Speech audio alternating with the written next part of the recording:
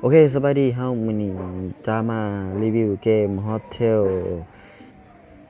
อิหยัง Hideaway เนาะ Hotel Hideaway นี่เป็นเกมเอิ้นว่าซึ่งอิหยังวะมันอยู่ในโรงแรมเนาะแล้วก็เฮาก็เฮ็ดภารกิจอิหยังต่างๆนี่ประมาณนี้เนาะก็บ่เคยเล่นเพราะปานใด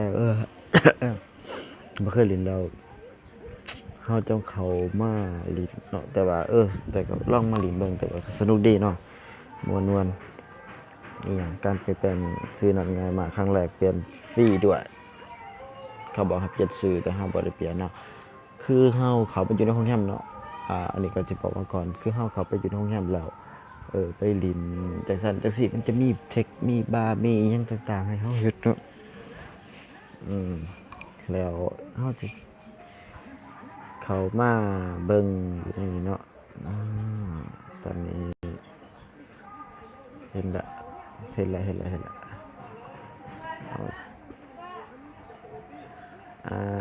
เอาเราจะเข้ามาเบิ่งเนาะอยู่ในห้องสิแม่นห้องโถงเนี่ยประมาณนี้แหละแต่เนาะเราสิพาไปเบิ่งห้องเนาะเราสิมาจีบสาวนะเดี๋ยวนี้ฮะมาเบิ่งวิธีจีบสาวผู้สาวสิป้าห้องหรือบ่แต่ว่ามากก็บ่ได้เฮ็ดหยังเนาะเป็นเกมนั่งร่วมกันเป็นซื่อๆเนาะเพิ่นว่าบางครั้งก็เป็นกังวลกับสิ่งที่ไม่ได้พิกเซลของคุณมันจะเป็นพิกเซลเนาะอะไรเป็นพิกเซลให้มันอยู่นี่เนาะ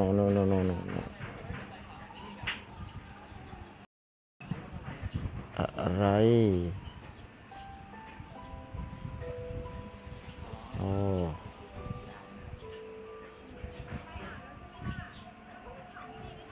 นี่ผู้สาวอยู่ไสดี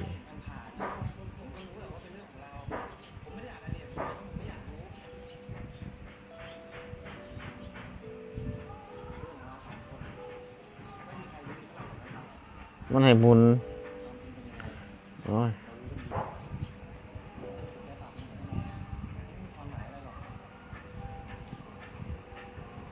นี่คือหมุนรถนะมันเน็ตทั้งหมดหรือเปล่าเนี่ยนี่เว้ยโอ้ได้ของขวัญเนาะได้เหรียญฟรี500เหรียญหมุนอีกครั้งหนึ่งพอโอ้ยเกือบเสียดายเด็กได้ยังไงนะเสือยิงเรือขับดึกถึงสุดท้ายบ่ได้ไป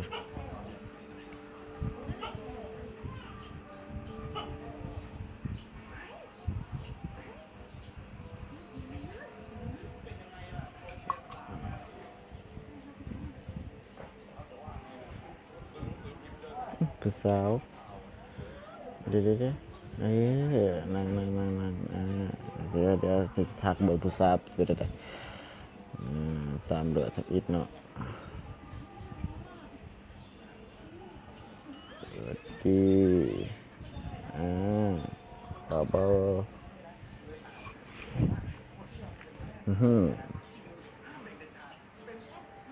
อ้าวผู้สาวบ่ตอบ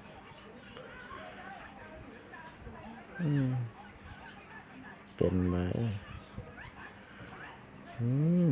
อยู่ใส่คอเฟสหน่อยเอ้ยเดี๋ยวโหดนะผู้สาวแต่งตัวงามก็จะปัดโอ้นี่วิ่งเยี่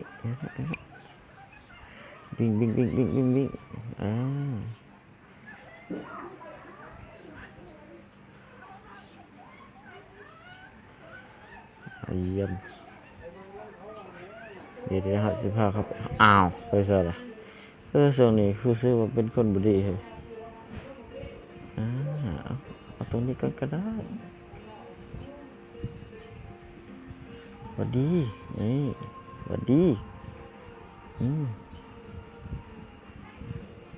ซื้ออะไร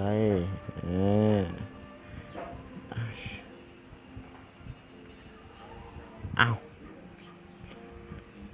เลยกูซื้อลินวะเฮ้ยนี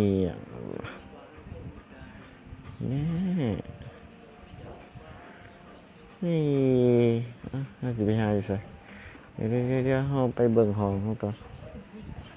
อ๋อผมเบิ่งห้องจิมานี้ห้องมาห้องอาหารคิดออกแล้วตอนนี้เราก็อยู่ในห้องซีเมนต์ห้องอาหารนี่แหละเขียนใส่อ่านบ่ออก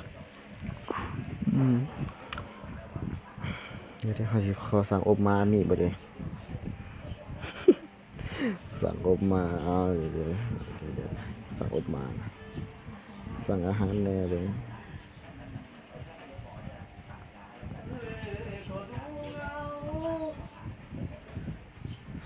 สั่งอาหารหน่อยบ่ตอบ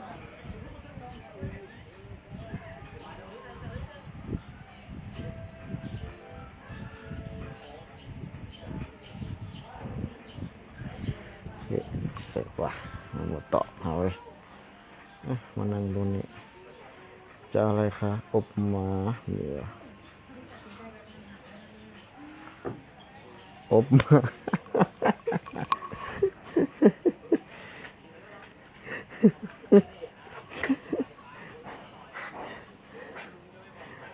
ตอบไปเลย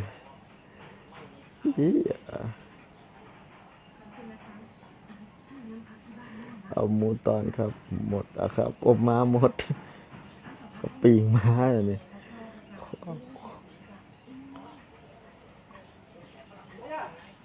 ขอปีกมาตอนนี้เราเซ็นเซอร์เราเพราะว่าแกกับว่าเจ้าอยู่บนสุภาพเนาะขอปีกมาเจ้ายังว่าให้ตามที่สั่งค่ะนี่ปีกแบ่ซะนะปีกแบ่ก็บ่ได้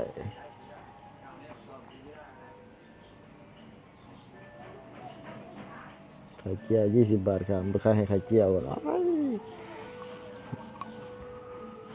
นี่ยังว่าบัดนี้ครัวแมวซะนะ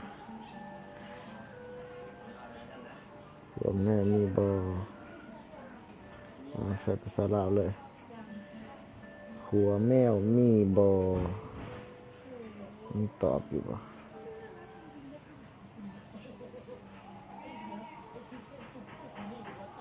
มี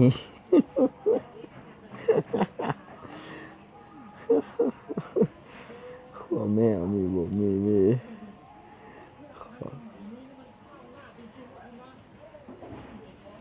ดี๋ยวขอน้ำทะเลแก้วหนึ่ง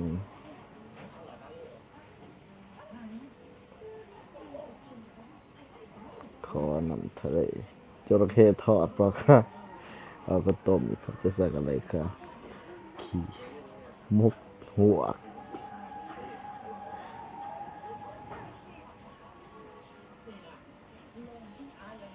มกหัว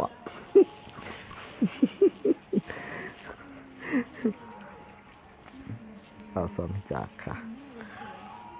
สั่งไปเห็นจังบ่ได้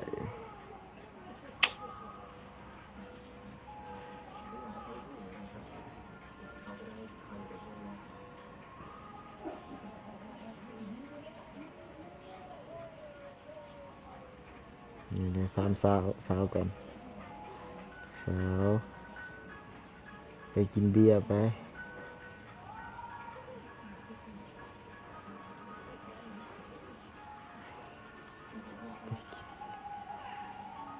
กินเบียร์ไปกินเบียร์ไป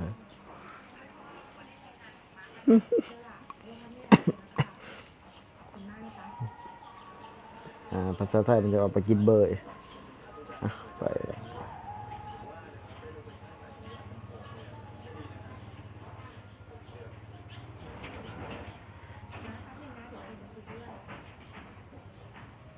น้ำฝนคนฝนแบบอะไรคือค่ะรับอุบัติเหตุรับอะไรดีค่ะรับอุบัติเหตุค่ะ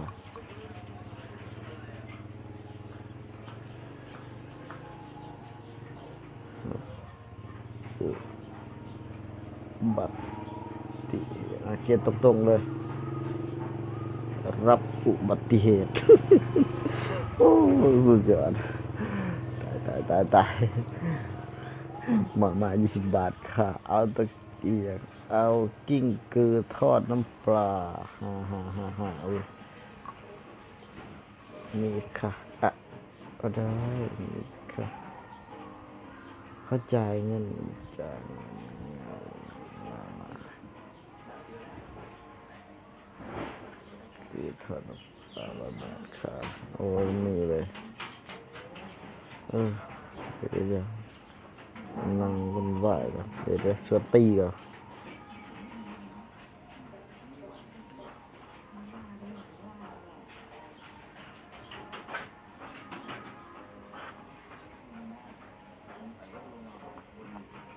ตีบ่นี่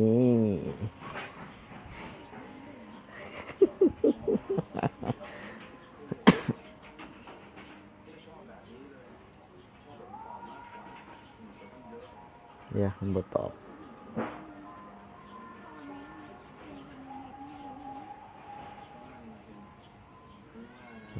จะดีกับแฟนไม่ว่างเดี๋ยว5 คน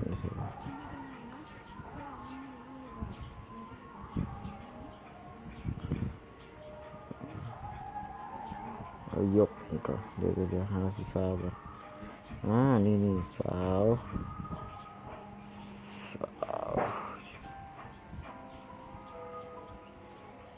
ไปห้องที่ไหน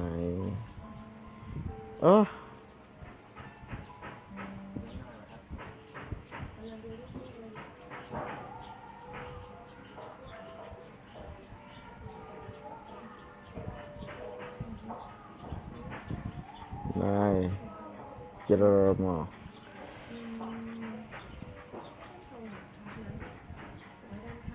อะไร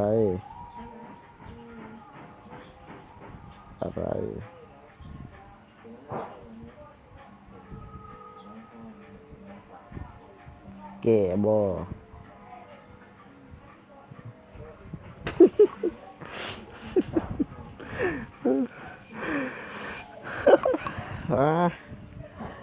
สนุกสนานเดี๋ยวพ่อกันตอนนี้เดี๋ยวคลิปหน้ามีมาอีกถ้ามาคลิปนี้อย่าลืมกดไลค์กดแชร์กดติดตามกันเด้อตอนนี้ก็ไปกันบาย